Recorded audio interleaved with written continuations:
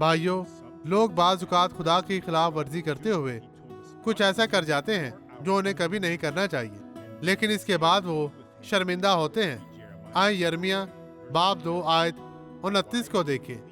तुम मुझसे क्यों हुज्जत करोगे? तुम सब ने मुझसे बगावत की है।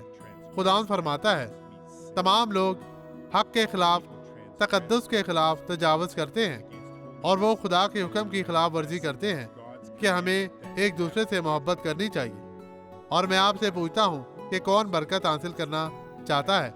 क्या आपने अपने दुश्मनों से भी मोहब्बत की है?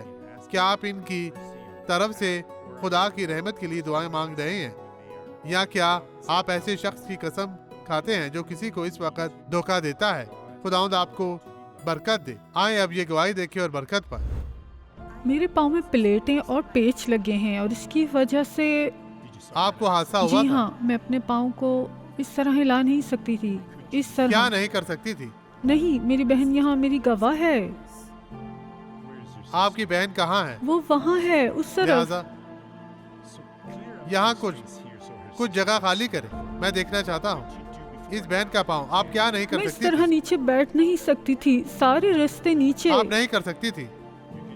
अब आप वो करें जो आप पहले नहीं कर सकती थी। लेकिन ये सितंबर 2022 में था।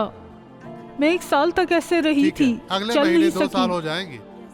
जी हाँ, ये 2 साल हो जाएंगे। ये 2020 में मेरी माँ की सालगिरह अब थी। अपने पाँव को मैंने हरकत दे सोचा मैं सकती है। कभी नहीं चलूंगी। डॉक्टर ने कहा ऐसा नहीं हो सकता। खुदा ने काम शुरू कर दिया है। अब मैं कर अब आप सकती सब कुछ हूँ। कर सकती हैं। अब आप सब कुछ कर सकती हैं। मैं संजीदा मसले का शिकार थी। यहाँ पहुँचकर चक्कर आ रहा था। मेरी कान में घंटियाँ बज रही ये थी। सब अब कुछ ये खत्म चला हुआ। गया।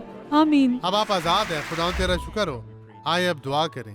बाप यस्सु के नाम में मैं इन लोगों के लिए दुआ गो हूँ जो तेरी मदद के मोहताज है, जो तेरी पाक हजूरी में आए हैं। तो उन्हें बरकत दे, निजात दे, उन्हें शिफा दे और उनकी मदद कर। बदी अब चली जा, कभी भी वापस ना आना, यस्सु के नाम में। और आप कहें आमीन।